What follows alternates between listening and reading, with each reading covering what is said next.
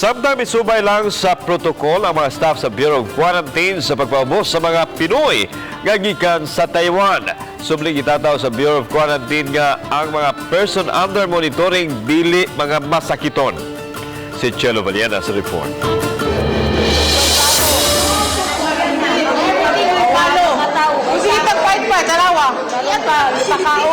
Giangko ni Dr. Terence Bermejo, Director sa Bureau of Quarantine, sa Riyon 7 nga kalit kaayo ang pagpahibaw nga nalakip ang Taiwan sa mga nasod nga giban tungod sa COVID-19.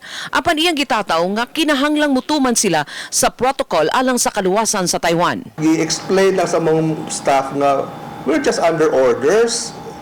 No, dili ba may mo so wise mo go out against the wishes of the governor and also our mandated function. Gitataw ni Bermejo nga dili mga masakiton ang persons under monitoring kon P.U.M tungod kay wa may mga timailhan sa mga sintoma sa coronavirus disease. Wa hinoy mahimo ang Bureau of Quarantine sa mga reklamo sa mga P.U.M nga gibutang sa mga government facility tungod kay iya naman kini sa lokal nga kagamhanan. That those under monitoring wala sila sakit.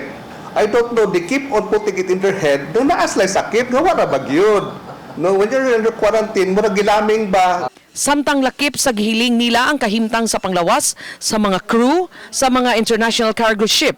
Pipila niini ang mga cargo ship nga tig-deliver sa mga puthaw nga gigamit karon sa pagtukod sa third bridge nga magdugtong sa dakbayan sa Sugbo ug sa lungsod sa Cordova. Adunay raw material nga gikan sa China. Apan iyang gitataw nga why person-to-person contact ang mga tripulante sa mga international cargo vessel sa taga-China. Ang mga tripulante sa barko o ang tripulante sa pier, walay kontak. Kay dili mo sila makita dito sa taas kay igor man anak-anak na nag-crane. Lakip sa gisusi sa BOQ ang mga cargo vessel nga midunggo sa silingang mga lalawigan.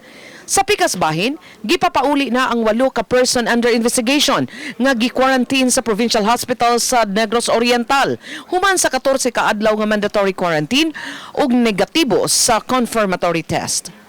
Uban ni Renante Quiñones, Chelo Valiana, Balitang Bisdak.